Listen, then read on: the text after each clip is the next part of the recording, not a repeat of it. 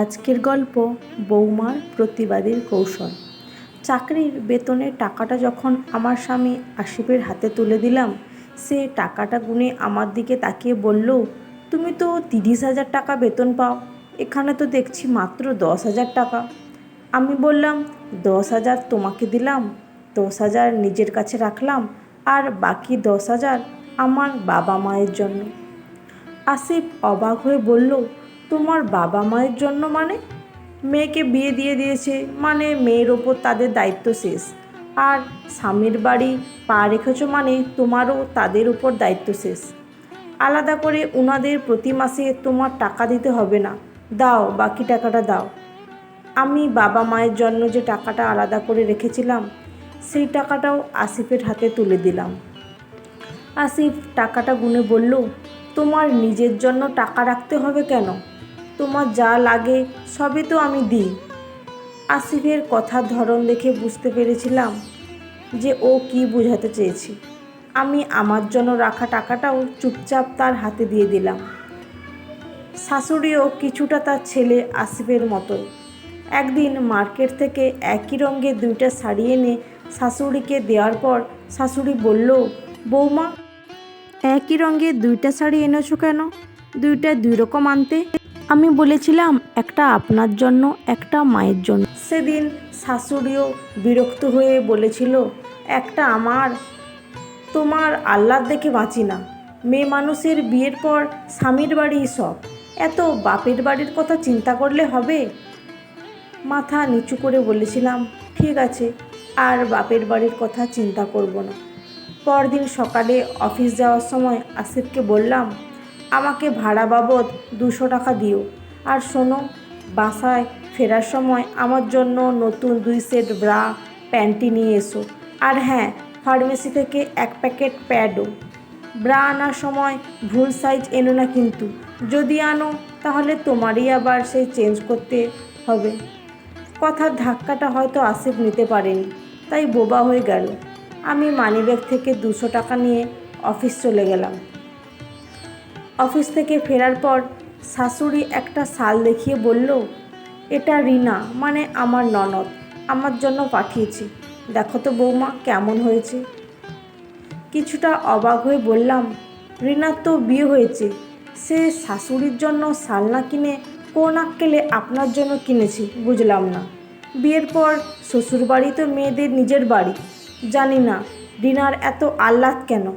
যাই হোক, শালটা আমি নিয়ে গেলাম, পরে সময় মতো রিনার কাছে এ কথা বলে শাশুড়ির গা থেকে শালটা খুলে নিজের রুমে চলে আসলাম।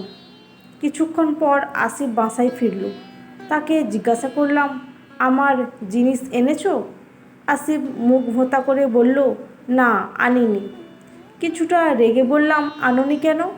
আমার পেট ব্যথা শুরু হয়েছে, একটু পর যখন পিরিয়ড শুরু হবে তখন বিদেশ থেকে আনা এই দামি কম্বলে রক্তের দাগ লেগে গেলে সেটা কি ভালো লাগবে? আমার কথা শুনে আসিফ তাড়াতাড়ি রুম থেকে বের হয়ে গেল। কিছুক্ষণ পর 1 প্যাকেট প্যাড এনে আমার হাতে দেওয়ায় আমি বললাম, বাকি জিনিস কোথায়? আসিফ মাথা নিচু করে 10,000 টাকা হাতে দিয়ে বলল, আজ থেকে তোমার জিনিস তুমি কেনো, মেয়েদের সব জিনিস পুরুষ কিনতে পারে না। পরদিন বাবা বাসায় এসে আমার স্বামী শাশুড়ির সামনে আমাকে বলল, মা, আমার বয়স হয়েছে, কখন কি হয় বলা যায় না, তুই তোর প্রাপ্য সম্পত্তিগুলো বুঝে নে। বাবার দিকে তাকিয়ে বললাম, কিসের সম্পত্তি বাবা? তুমি জানো না মেয়েরা বিয়ের পরে পর হয়ে যায়? তুমি যেদিন আমায় বিয়ে দিয়েছো সেদিনের পর থেকেই আমার প্রতি তোমার দায়িত্ব শেষ, আর আমি যখন শ্বশুরবাড়িতে পা রেখেছি তখনই তোমার প্রতি আমার দায়িত্ব শেষ। আমার স্বামী শাশুড়ি আমাকে সেটাই শিখিয়েছে। বাবা অবাক হয়ে বলল, মা, এসব তুই কি বলছিস? আমি বললাম, ঠিক বলছি বাবা, আমার কিছুই লাগবে না। আসিফ আমতা আমতা করে আমাকে বলল, তুমি আমাদের ভুল বুঝছো, বিষয়টা এমন না। শান্ত গলায় আসিফকে বললাম, তুমি বলো বিষয়টা কেমন?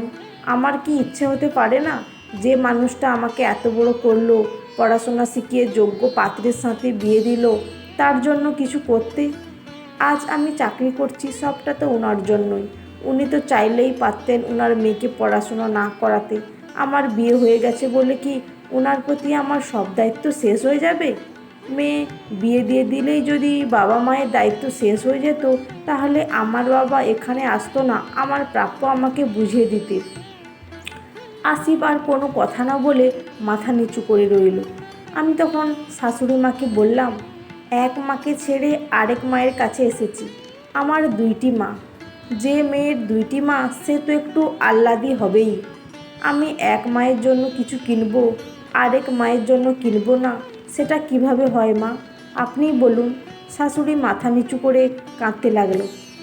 আসিফ আমার হাত ধরে বলল, তুমি তোমার সম্পত্তি নাও কিংবা না নাও, এতে আমার বিন্দু পরিমাণ আপত্তি নেই, কিন্তু তুমি আমাকে কখনো ছেড়ে যেও না। আমি চাই তোমার সাথে থেকে হলেও আমার নিজ মনমানসিকতার পরিবর্তন হোক। বাবা আমাদের এসব কথা শুনে অবাক হয়ে বলল, মা রে, আমি তো কিছুই বুঝতে পারছি না। হেসে বললাম, তেমন কিছু না বাবা, একটু সমস্যা হয়েছিল, তোমার সামনেই সেটা সমাধান হয়ে গেল। শাশুড়ির কাছে গিয়ে তাকে জড়িয়ে ধরে বললাম, আহারে সোনা, শালটা নিয়ে গেছি বলে কান্না করতে হবে না। শাশুড়ি আমার কান টেনে বলল, ফাজিল মেয়ে, মায়ের সাথে ঢং করা হচ্ছে। শালের জন্য না, আমি আমার করা ভুলের জন্য আর এক মেয়েকে বিয়ে দিয়ে আর একটা মেয়ে পেয়েছি সেই খুশিতে কান্না করছি। মানুষ কখনো ভুলের ঊর্ধ্বে নয়। সংসার জীবনে এমন সমস্যা হতেই পারে। আপনার প্রতিবাদের কৌশলটা শুধু একটু অন্যরকম হোক। সত্যি, মেয়ের বাবা মারা চিরকালই অবহেলিত। শিক্ষিত হয়েছে কিন্তু মানসিকতা পাল্টায়নি মানুষ। ছেলের বাবা মা তার বাবা মা, আর মেয়ের বাবা মা কেউ নয়। ছেলের বাবা মায়ের বয়স হয় তাই বয়সকালে ছেলের সাথে থাকতে চায়, কিন্তু মেয়ের বাবা মায়ের তো আর বয়স হয় না। যে মেয়েদের কোনো দাদা বা ভাই নেই, তাদের বাবা মাদের হেলায় ফেলায় জীবন কাটাতে হয়, কারণ তারা তো মেয়ের বাবা মা। এখানে যদি প্রশ্ন ওঠে, কেন মেয়ের বাবা মারা বয়সকালে মেয়েদের সঙ্গ পাবে না, তাহলে কিছুজন বলবে, কারণ বিয়ের পর মেয়েদের শ্বশুরবাড়িতে থাকতে হয়, এটাই নিয়ম। আমার এই সমাজের কাছে একটাই প্রশ্ন, এমন এক মুখিনতা কেন? কেন মেয়ের বাবা মায়ের প্রতি এই আচরণ? কিছু মানুষের বক্তব্য অনুযায়ী বিয়ের পর জামাইয়ের সাথে শাশুড়ির একই বাড়িতে থাকা ভালো দেখায় না, কিন্তু বিয়ের পর ছেলের বউ মানে বৌমার সাথে একই বাড়িতে থাকা খুবই ভালো দেখায়। আহা, কি চিন্তা! এসব মানুষের মানসিকতার কথা শুনলে করুণা হয় আমার। আগে মেয়েরা সংসার সামলাতো আর ছেলেরা চাকরি করত। যুগ পরিবর্তন হয়েছে, এখন মেয়েরাও চাকরি করে, আর অনেক ছেলেও আছে যারা চাকরির সাথে সাথে সংসারের কাজও করে। কিন্তু মানসিকতা, সেটা কি আদৌ পরিবর্তন হয়েছে? এখন মেয়েরা চাকরি করে আত্মনির্ভরশীল হওয়ার জন্য চাইতে জরুরি একটা মেয়ের আত্মনির্ভরতা, যাতে কখনো তাকে কেউ এই কথাটা বলতে না পারে, তাহলে বিয়ে করলি কেন? মা বাবার কাছেই থাকতে পারতে। নিজের পায়ের মাটিটুকু যখন শক্ত হবে, দেখবে কোনো মানুষই আর তোমায় কিছু বলার সাহস পাবে না।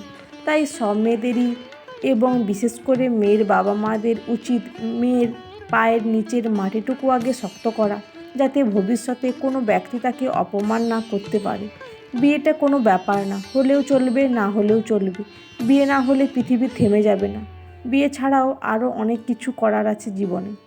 ব্যক্তিত্ব, আত্মসম্মান আর সমাজে পরিচয়টাই আসল।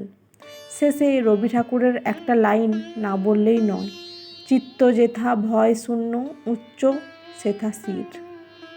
তো বন্ধুরা, আজকের গল্পটা কেমন লাগলো? যদি ভালো লেগে থাকে তাহলে একটি লাইক দিয়ে চ্যানেলটা সাবস্ক্রাইব করে পাশে থাকবেন। অসংখ্য ধন্যবাদ।